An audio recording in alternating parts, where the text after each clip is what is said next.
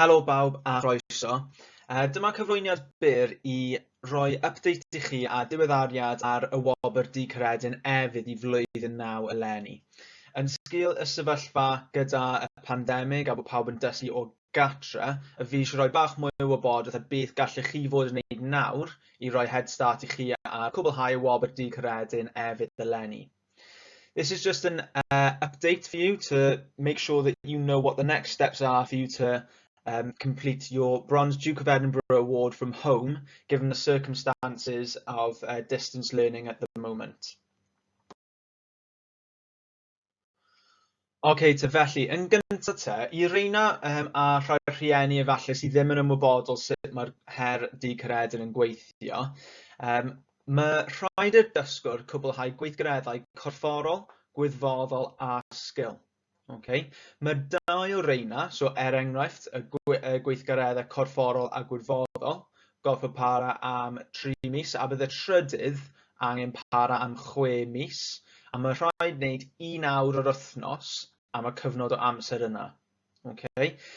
Mae'r dysgwr yn gallu dewis pa adran, y corfforol, gwyddfoddol neu sgil i wneud am 6 mis. Mwyn cael cwbl o syniadau pa fath o weithgareddau sy'n dderbyniol ar gyfer y gweithgareddau yma, mae rhestrau ar gael ar tudalen Google Classrooms Caeredin. Ar ôl cwblhau y 3 gweithgaredd corfforol, gwyddfoddol, sgil am y cyfnod amser chi wedi penderfynu, bydd wedyn angen mynd ar alltaith cerdded i gwblhau y wobr. Ond mae hwn yn amlwg yn dibynnu ar sefyllfa gyda Covid ar y pryd. What required? Well, for those parents who aren't as aware of the Duke of Edinburgh Award and how it works, okay, the learner must complete physical, volunteering and skill activities. 2 of these activities must be completed for 3 months and the third for 6 months, and the learner has the opportunity to choose which activity to do for 6 months. Now, the duration is set at 3 and 6 months for the different activities. What's required is for 1 hour a week for that duration to be spent developing those activities, that ability towards the physical, volunteering and skill activities. In order to have an idea of what sort of activities that you can be doing for each of those sections, there is a list of activity ideas on Google Classrooms. Once these 3 sections have been completed, there'll be a walking expedition to follow, which will obviously depend again on COVID restrictions at the time.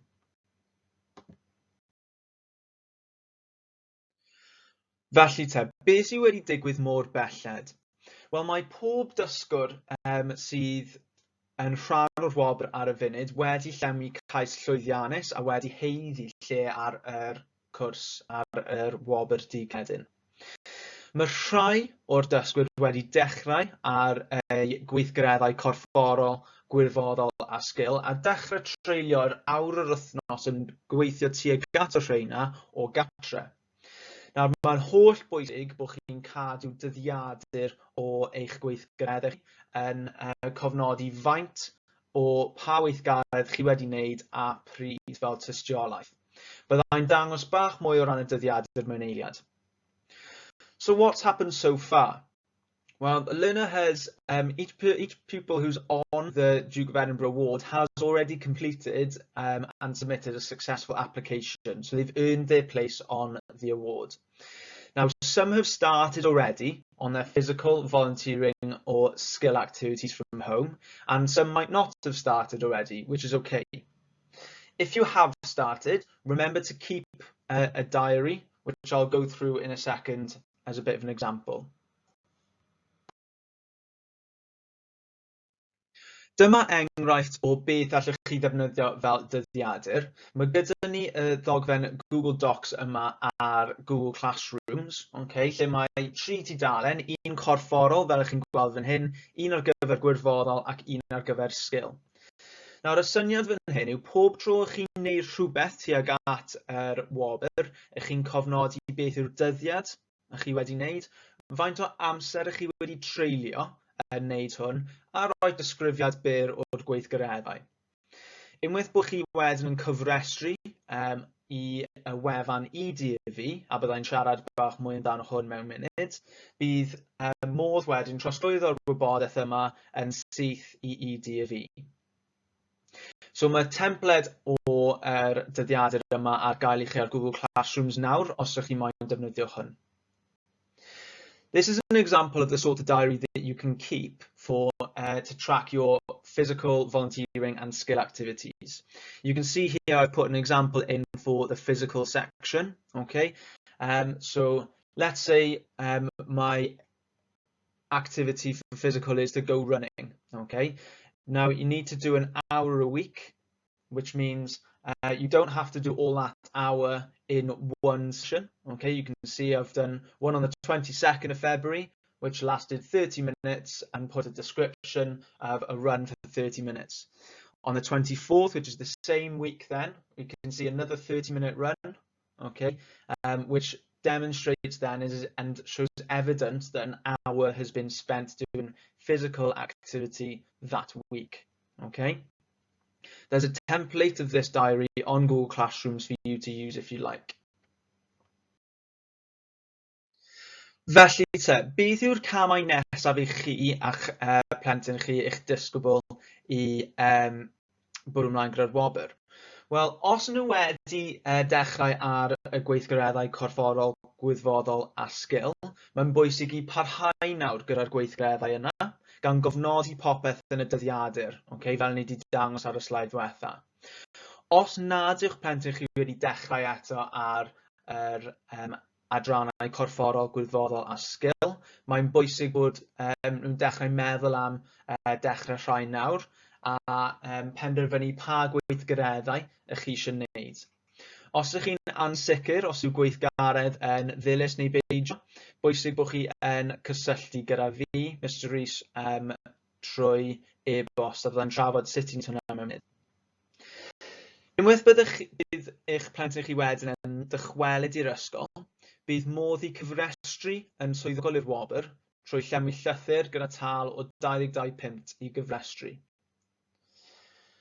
Unwaith bod hwn wedi wneud, bydd cyfle I chi defnyddio y wefan DofE, byddai'n dangos I chi mewn eiliad. Okay, the next steps then. So your child should begin or continue on their activities, that being their physical, volunteering or skill, noting all the detail in the diary as I've shown you in the last slide. If you're not sure whether an activity is valid or whether an activity is acceptable, please get in touch with me by email and I will show you how to do that in a second. Once you return to school then, you'll be able to register for the awards by completing the registration letter and paying the £22 registration fee. It's really important to note here, if you need any support in paying this registration fee, you just have to get in touch again to speak with us at school.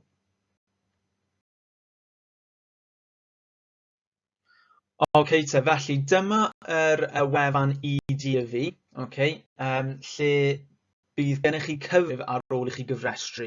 Okay. Nawr, dyma enghraifft o cyfrif Georgia fan hyn o flwyddyn 10.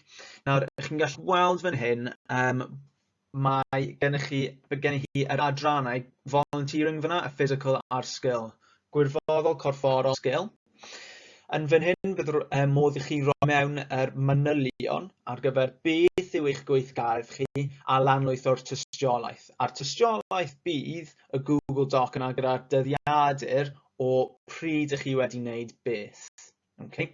So unwaith bod chi wedi dychwelyd i'r ysgol a cyfrestru a talu yr tal cyfrestru, bydd gyda chi cyfrif DofE sy'n edrych fel hwn. This is the DofE webpage, okay, and once you have registered after returning to school and paid the £22 registration fee, we'll have an account that looks a little bit like this. We've got Georgia from Year 10's account as an example here.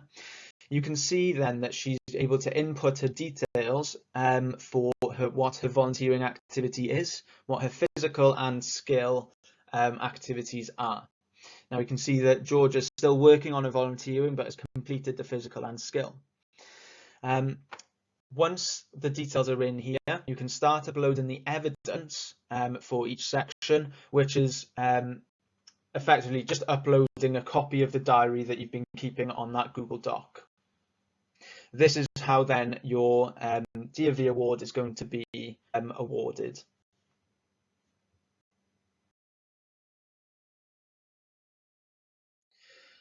Felly te, sut i ofyn unrhyw gwestiynau? Okay? Rili pwysig dwi'n meddwl bod chi yn gofyn os oes unrhyw gwestiynau, unrhyw beth ych chi'n ansicr ohono fe yn y wobr yma, okay? I rieni neu i chi disgyblion sy'n rhan ohono fe. So mae dau opsiwn. Gall eich rhiant chi, gallech chi fel rhiant e-bostio e-bost post@yggllangynwy.cymru ac gofyn bod y neges yn cael ei blaenori i fi, alla wedyn ateb i hwnna. Neu opsiwn arall, gallech chi e-bostio fi yn y cyfrif @disgybl yma, o cyfrif @disgybl eich plentyn chi. Okay. Bydd e-byst at yr e-bost @disgybl yma ddim yn cael ei dderbyn os mae fe'n e-bost personol rhiant yn e-bost fe. So to ask any questions, please either get in touch with the post@yggllangynwy.cymru address and ask forward the message to me, Mr. Rees. Alternatively, you can email my @disgybl account from your child's @disgybl email account. It's important that you know the emails to that address aren't going to be received from personal email accounts, so external to the @disgybl account. Please get in touch if there's any questions, and I hope this has been a worthwhile update for you on the Duke of Edinburgh Award for your child.